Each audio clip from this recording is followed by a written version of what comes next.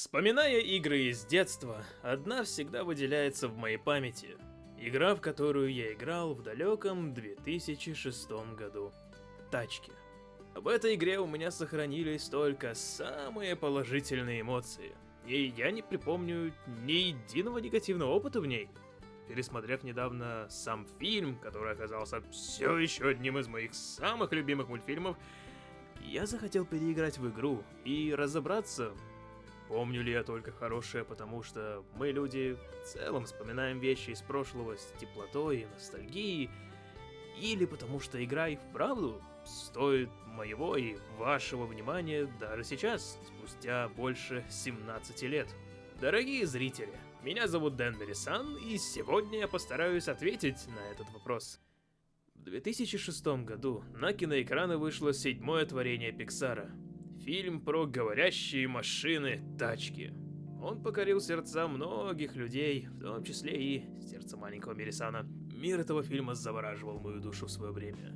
Пересматривая его снова и снова, я всегда хотел оказаться там, проехаться по Клаксоновой долине, лицезреть потрясающие виды возле мотеля Колесо, посетить Радиатор Спрингс. Тех 2 часов, что есть в фильме, было так мало, но они так сильно меня зацепили. Моя голова была захвачена и очарована этим миром. Думаю, не стоит преувеличивать, каково же было мое счастье, когда я узнал, что по тачкам есть игра, и как позже выяснил, игра с прекрасным открытым миром. Все начинается со знакомого тягача, который толкует нам о начале некоего Гран-при Радиатор Спрингс, и нас сразу же пихают в гонку. Игра не то чтобы говорит тебе, как управлять Маккуином, но разобраться не так уж и трудно. Все выглядит довольно неплохо для 2006 года. То, что надо для своего времени. Цвета и анимация очень приятные, и настроение фильма было передано довольно-таки добротно. Но стоит отметить, что в моем свежем прохождении я встретил довольно много визуальных гличей и багов. Но это из-за того, что игра не предусматривала, что в нее будут играть на Windows 10. С детских воспоминаний я не припомню ни одного глича, это чисто эксклюзивно для свежего прохождения. Возвращаясь к геймплею, управление в игре очень интуитивное и удобное. Для меня в свое время это была первая гоночная игра, и я разобрался без особых проблем. За исключением того, что я минут 20 не мог догадаться, что газ это пробел. Почему ты не едешь? Почему ты не едешь? Почему ты не едешь? В зависимости от того, на каком разрешении вы играете, у вас могут быть проблемы с камерой. Игра предусматривалась для более квадратных мониторов, где Маккуин был в центре, а на более современном разрешении камера слегка в некомфортных местах, но это мелочь.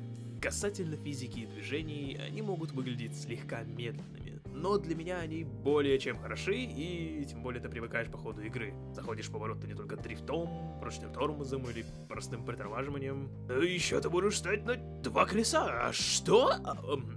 Точно. Одна из самых забавных механик игры — это способность совершать прыжки. Она добавляет довольно много веселья во время гонок или обычных прохождений в Радиатор Спрингс. Если правильно подобрать тайминг, то можно впрыгнуть довольно-таки высоко. Благодаря такому разнообразию вы никогда не ощущаете себя скованно. Арсеналу движений дается применение и на треках. Разработчики постепенно увеличивают сложность трасс, от открытых с максимально простыми поворотами до... по большей части все таких же открытых, но с некоторыми узкими поворотами и обходными путями, на которые не забраться без небольшого опыта. Вот сюда, например, нужно запрыгнуть. Тут тебе, конечно, не Forza Horizon, но игра и не пытается быть гоночным симулятором. Конечно, главную мантру фильма «крути вправо, чтобы ехать влево» не повторить, но чего вы ждали. Также игровой движок немного не дружит со столкновениями, и иногда может получиться смешнявка, но для меня это скорее в плюс. Также, если Маккуин будет немного в разных расцветках, это потому, что его можно менять расцветку, не переживайте. Возвращаемся к сюжету. Гран-при Радиатор Спрингс оказался сном Маккуина. Такая собственная совесть как бы намекает ему, что пора бы начать тренироваться, ведь новый гоночный сезон уже на подходе. События игры происходят после фильма, а потому Молния все еще без Кубка Поршня. После разговора с Маком и Салли он решает, что пора бы заняться собой, и это как бы является завязкой, на которой строится вся игра. Молния катается от одних горожан к другим и участвует с ними в различных соревнованиях или просто помогает им. Есть 3 великих силы. Инь, Янь и Лень. Игра делится на 5 глав. В каждой из них нужно зарабатывать трофеи, и в конце, если вы накопили достаточно, вас отправляют на гонки Кубка Поршня, которые являются такими переходами между главами. Сама карта игры разделена на 3 части, 2 из которых изначально закрыты, но открываются по ходу прохождения игры. Помню, как, будучи ребенком, я застрял на первой части карты. Я прошел каждую миссию, каждую гонку, каждую мини-игру. Каждый кружочек был открыт. И я не знал, что делать. Обычно ты заходишь на карту, и там показываются новые миссии, и тут их просто не показывают. Я не знал, что делать. И потом я чисто случайно наткнулся на это место для перехода с одной локации на другую. И когда всплыло это божественное окно о переходе на новую локацию, я был так счастлив! Приятные воспоминания.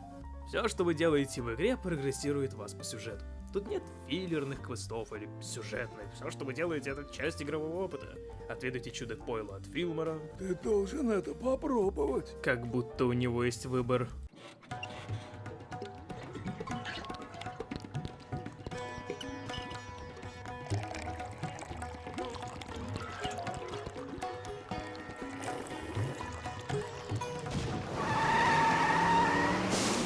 Ой, Филмор, из чего это? Что даст вам ускорение. Кстати, еще одна механика игры. Пройдите уроки заноса дока, пошугайте доктора Смедера. Я не буду перечислять все, потому что хочу, чтобы вы сами поиграли. Но с каждым персонажем можно в какой-то степени провести время. Кроме шланга. Шланга тут нет. Но для фанатов Красного он есть в PSP-шной версии этой игры. Да, эта игра вышла отдельно на PSP, и она была вообще совершенно другой. Если хотите обзор на нее, то напишите в комментарии. Вы ощущаете себя частью этого мира, и мне это нравилось как тогда, так и сейчас. Почти перед каждым квестом вас ждет какая-то кат-сцена, и все они в основном являются маленькими ламповыми приколами, и это очень даже мило. Это тот хрыч зеленый с усами, ну вы поняли, да? Это кто это тут хрыч, а?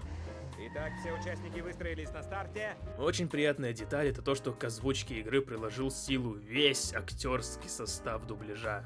В русской озвучке 1-2 голоса были другими, но все еще круто. Не думаю, что много других игр по фильмам могут таким похвастаться, тем более сейчас, когда большинство игр по фильмам вообще как бы не имеют в себе ничего из фильмов. Как говорили великие, случайности не случайны. И эта игра неспроста кажется такой хорошей. В нее было вложено очень много труда, и усилий и души.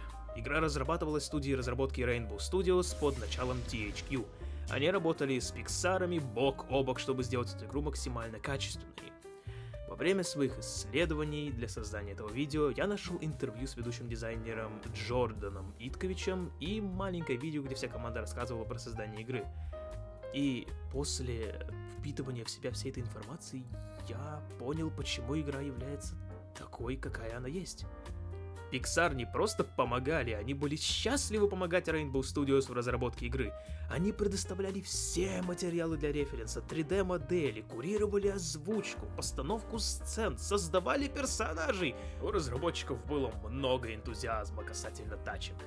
Вы посмотрели фильм, вы хорошо провели время и хотите посмотреть его снова, но вам также интересно, что еще может быть в этом мире. Вы можете пойти покататься там, заценить Радиатор Спрингс и все вокруг него. Нынче редко увидеть такое открытое пространство, в котором мы можем играть и исследовать для детских игр. Мы хотим дать детям свободу и просто веселиться и исследовать. Вы можете взять роль шерифа и догонять нарушителей, спасать брошенные шины, играя за Луиджи. Он любит свои шины. Пошугать трактора с Мэтром и Маккуином.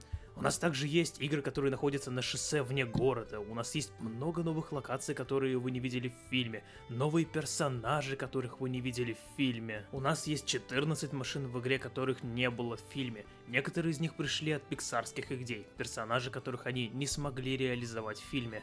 Граф Жракула — это большой монстр-трак с рогами, и мне выпала честь делать его голос. Маккуин, иди сюда, я из тебя омлет сделаю. Столько времени в этом фильме было посвящено наслаждению временем, проведенным в этом городе. И для меня, играя в эту игру, представлялась возможность окунуться в этот мир и просто провести там время. Мы хотели сделать что-то, чем могут наслаждаться гоночные фанаты и фанаты исследовательских жанров. Вы можете сесть, взять свой контроллер и наслаждаться игрой. Мы предлагаем увлекательные и простые аркадные гонки, доступные геймерам и детям всех возрастов. Я думаю, всем это понравится. Помимо разработчиков, над игрой работали такие люди, как Джо Ренфт, соавтор сценария и режиссер тачек, Стив Пюрселл, раскадровщик для фильма, и Джон Лассетер, чертов директор фильма. Многие концепты в игре, как, например, кубок ржавого капота, где Мэттер гоняется своими ржавыми друзьями, пришли от них. У них было довольно много идей, которые они не смогли воплотить в фильме, и они смогли вставить их в игру. А ночная миссия, про которую они упоминают, является одной из самых крутых миссий в игре. Она приходит довольно неожиданно, и она уникальна. Вы просто обязаны поиграть в это. И тут, в принципе, хватает подобных неожиданно интересных штучек, и всегда приятно натыкаться на очередную. Создает классную атмосферу, который также помогает и саундтрек игры. Для каждого вида деятельности у нас играют определенные дорожки. Например, во время катания в открытом мире, в зависимости от локации, у нас будет одна музыка, во время гран-при другая, во время шугания тракторов третья, и так далее, так далее, так далее. Все, конечно, еще встраивается в меню, но музыка очень-очень приятно создает атмосферу. Итак, мы проходим по сюжету. Прекрасно проводим время со всеми персонажами, собираем трофеи и продвигаемся к гонкам Кубка Поршня. Они могут быть не самыми интересными, но их так мало, что они всегда ощущаются грандиозным событием. А еще они самые сложные. Вас могут под самый конец обогнать, и будете сидеть локти кусать, что 11 кругов все было хорошо, а потом Чика врубил азотовый ускоритель и обогнал вас. Серьезно, искусственный интеллект у этих машинок работает мистическими путями. Но, кроме этого, по сложности в этой игре все довольно скудно. Игра настолько простая, что на третьем кругу вы чуть ли не дышите в задний бампер своих соперников. Я даже время от времени катался задом наперед, чтобы просто повеселить себя. Да, это еще одна механика в игре. Так что, если вдруг захочешь налево повернуть, сам вправо рули. Наоборот, понял? Да, кажется. Все наоборот. Где-то я это уже слышал. Но! Как я узнал из прочитанного интервью, которое я прочитал после 40 часов в игре, есть способ, как сделать ее сложнее. Разработчики рассчитывали на аудиторию от 6 до 12 лет, а потому дали игре не сильную сложность. Но для тех, кто хочет испытать себя, они сделали секретную, и для этого вам нужно создать новый профиль в игре и вместо имени вбить «Чемпион» без буквы «А». И бауля, ваша игра стала в разы сложнее. Скажу так, я поиграл самую малость, и увидев то, как Мэттер нагоняет меня в середине второго круга, я испугался. И это было прекрасно. Игра все еще проходимая, это никакой не супер экстремальный режим, который невозможно пройти. Она проходимая, но она просто становится гораздо интересней. Из-за ошибки, которые вы делаете, вас наказывает игра. Вас начинают обгонять, и это круто. Очень советую играть с этой сложностью. Так намного интереснее. Anyway, вы, наверное, заметили, что за дрифт, прыжки и другие трюки я получаю очки, но это вовсе не трофеи, а отдельная валюта. Ее можно использовать для открытия новых персонажей, расцветок, концепт-артов и всяких удаленных сцен, видосов и так далее. Мне всегда нравилось открывать какой-нибудь арт и рассматривать его. Повторюсь, я был очарован миром тачек, и один такой пейзаж так сильно мне понравился, что я даже нарисовал его. Я знаю. Я был прекрасным художником. Кстати, в игре присутствует еще один вид коллекционок. По всей нашей дороге В самом начале игры молния случайно становится причиной того, что все открытки Лизи разлетаются кто куда. Ах, ураган. Ничего, Лиззи, я найду их. Далеко-то не улетят. Are you sure about that? Я не чувствовал никогда чего-то муторного в попытках найти их. Если вы просто будете исследовать карту и просто кататься по дорогам, то вы найдете все 20 открыток без всяких проблем. Это очень веселое занятие. Но если вы лентяй, то вот вам вкратце где они.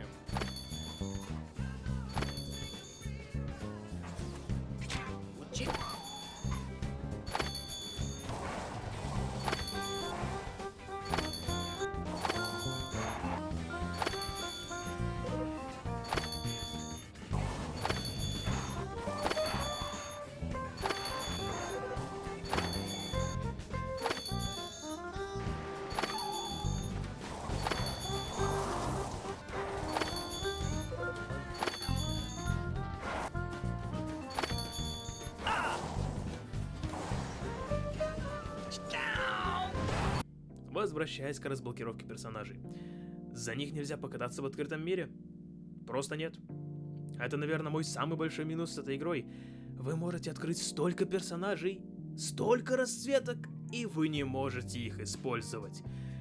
Но вы можете использовать их в обычных гонках. Вы можете в меню просто выбрать гонки и поиграть, и там вуаля, выбирать кого угодно. Все персонажи чувствуются по-разному, и переключаться от одного к другому всегда приятно. Правда, некоторым им надо бы сходить к окулисту, но... Если сможете поиграть в переиздание игр на Xbox, сделайте это. Гличей нет, текстуры лучше просто... Минуя гличи, на самом деле внимание к деталям в этой игре хоть отбавляй. Например, у каждого персонажа есть не только свои реплики, но и окружение тоже подстраивается под вас. Один из примеров, когда вы берете персонажа в гонку Кубка Поршня, то про каждого из них комментаторы говорят разные вещи. Чико не самый популярный гонщик, но на результаты это не влияет. А если вы самого комментатора выдернете из будки, да, это можно сделать, Даррел Картрип, то комментатор изменится. Это единственный раз, когда голос комментатора другой. Посмотрите на Картрипа! Как легко он обходит соперников! Это такая маленькая деталь, которую они вообще не должны были добавлять. Это заметят единицы, но это приятно. Я-то самая единица, я заметил! Кстати, в игре присутствует сплит-скрин. Я играл одной рукой на клавиатуре и второй на геймпаде. Это был тот еще экспириенс. У меня нет друзей, чтобы поиграть вместе со мной в тачке.